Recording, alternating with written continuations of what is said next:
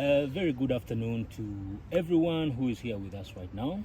My name is Tony Areo, aka Mr. Twa, and today I'm really honored to have one of the greatest DJs in northern Uganda here.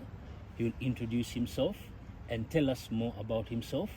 And everyone out there who wants to know a lot more about DJing and anything concerning DJing and music, we're going to share right now with my brother, DJ PERT. You're most welcome to the show. Thank you. How is everything going? Perfect. Everything is nice. I'm honored to be on the show right now. And big up to you for doing this. Thank you. Yes. So I want to you to tell us a few things about DJing, when you started, everything that has to do with DJing. I want you to share with us today so that the fans out there can get to know about DJing and music. So when did you start DJing? Professionally, I can say I started in 2004. That's after school. I just decided to follow that path. But before that, I was in the scene, although behind the scene, kind of. Even the days of tape, I was already there.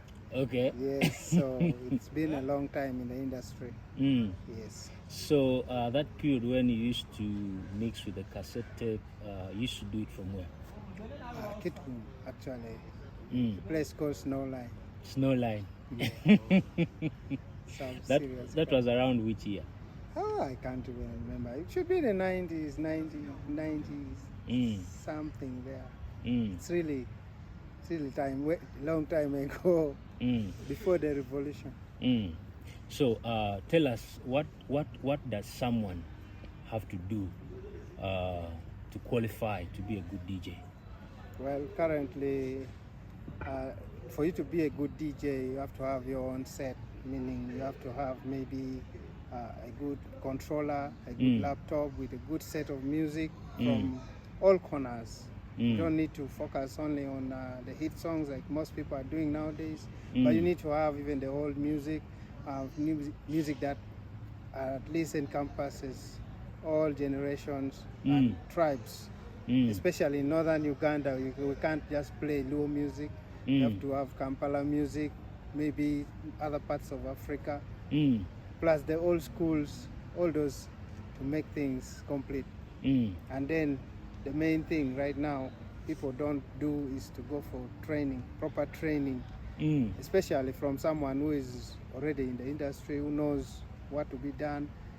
That kind of advice is very important. You need to get mentored in that field well, so that you know what to do, how to deal with the crowd, how to have the game when you're playing music for like a dance hall, how to keep people on the dance hall. It's very important. Of course, of recent, people are going, the music is going more production, so you have to know how to mix music in key. You have to know which song comes after the other, not like those days whereby we know if you play Bombo Clat, this one must come. Nowadays you can play Bombo Clat and you throw in a hip-hop song and it will just enter because you're playing using key and you're like a producer on the decks. So it's a bit different now, though people are just catching up. Okay. Yes. So how do you determine that a song is trending and you consider it to fit in your playlist? Mostly we deal with people's requests. People are over requesting for a song. You know that this one is fit for a lot of people. And others you have to go on social media and see which ones are trending. And of course the message in the song. Can it fit what you're playing? Can it fit the crowd you're playing for? Automatically it will just enter your playlist. Okay. Yes. So what is the best thing about being a DJ? Well, I can't say there is one best thing because there are very many things. Right now you get the fame, you get a lot of connections to musicians and other DJs, maybe producers, and it gives you a lot of knowledge in the field of music actually, whereby you have to deal with a lot of things. Right now you can even promote music, you can manage artists, you can set up events. At the end of the day, if you do it well, it will give you that experience, Mm. and you can go far. Mm. Yes. So most people have known you for playing corporate music early in the mid 2000s. So why did you choose like to specialize more in playing corporate music than other kinds of music? Well, it was just the demand. Mm. By then, people just wanted me. Mm. If they bring someone else, Mm. the night wouldn't go well. Mm. So if I'm there, things move on properly. Mm. Although it's very hard to expand that market because it's always on, like ours here, we do it on the very last Friday of the month. Mm. And once you're playing in a place like Boma or actually in, you get that crowd. You can't really move away from that place that night to go and play somewhere else. So you kind of get the vibe. You have to be in one venue, build your crowd. Mm. So it's very interesting, but you have to deal with a lot of people from the back, the days back in the day, old guys, the legends. You have to deal with them so that you bring them what they deserve, that package of their old music. Although the challenge is you have to know all those old songs, even the ones that were played out before you were born. So it means you guys do a lot of research on yes, the music you play. You have to. So currently, where do you mix from? Club or? Currently, I'm just based as a house DJ at Lexus. Yes, although I have a low night coming up in Kampala, I'll let you guys know about it. Yeah, and then I want to start my own online mix, which will be on soon. So which specific nights, I mean, which specific days in a week do you mix at Lexus? So that your fans maybe can pass get through me for request night on Wednesdays. Fridays, we always have interlude of nights. We have low nights, we have acoustic nights. After that, of course, I mix. I'm the one in sound control and everything. Then every Saturdays. So what are some of the challenges you faced as a DJ? Well, there are very many challenges a DJ goes through. The first I can say is the gadgets, because they're a bit expensive, so you have to have your own gadgets.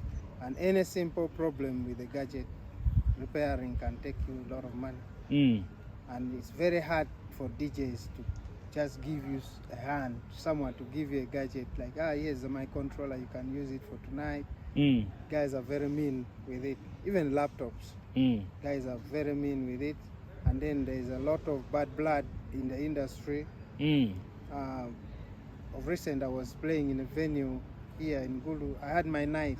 It's called Friday Night Life. But because of bad blood, I had to leave it just for my own safety.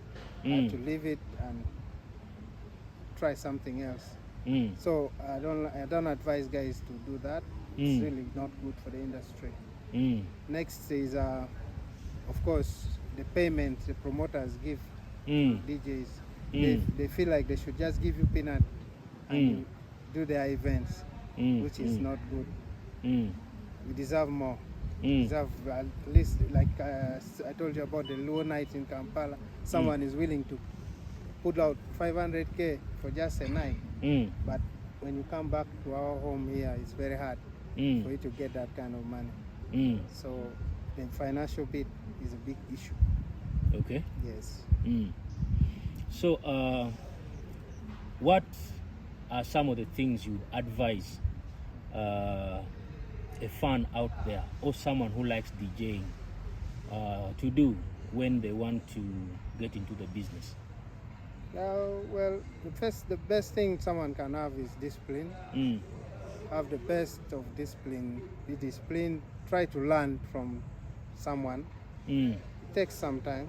Try to learn from someone, get the mentorship, and try to get yourself organized, like branding, get yourself gadgets, and get the connects. But the main thing is learn everything before you jump on the scene. Yeah. I'm not saying first learn everything before you go to play, but before you start calling yourself this someone big, please first learn things and go slowly. Let your experience be known by people all across. That will help you a lot to build a fan base. Okay. Yes. So, what was your best moment being a DJ? I think every night is just my best moment. Once I'm in the mix, when I get someone making noise there, oh, what? Those are the things. By the way, always the best moment. before we get to conclude this, Yes. can you please tell the fans out there what the word "twa" means? Because most people identify you with that particular word. What does the word "twa" mean? I keep telling people it's just an excitement. It's just an excitement. When you hear "twa," just be excited. That's it. We don't want to give the meaning. It will be revealed in time. But for now, let's be excited to hear. Yeah, man.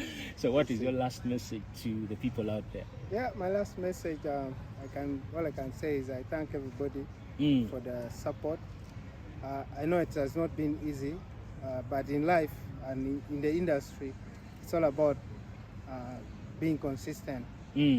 So what I can promise myself is, from where I am, where I've learned, what I've learned and what I've gathered, consistency is going to be like my cup of cake. And a big thing awaits. Like every new year will come with a new thing, but a different level. And we are going far. It's nothing like giving up, no. We are still going far. So my advice to anyone who is willing to, especially the females out there who want to DJ. Right now we don't have many female DJs in our northern UG, but they're just fearing to learn. Yes, so it's better they come forward. It's free, we can give them free lessons. Only that they have to honor agreements. Yes, give them free lessons, they can try to get themselves organized, can even brand them. We need to have many DJs, especially the females. They can make a lot of money.